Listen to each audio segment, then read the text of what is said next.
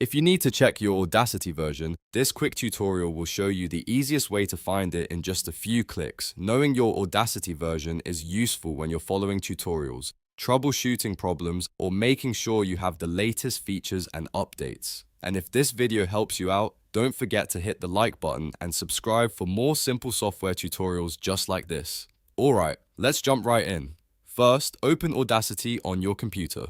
Once the program is open, look at the top menu bar. You'll see several options there, and the one you want to click is Help. After you click Help, a drop-down menu will appear. From that menu, choose About Audacity. This will open a small information window that contains details about the software. In the center of that window, you'll see the version number displayed clearly. For example, it may show something like 3.7.4.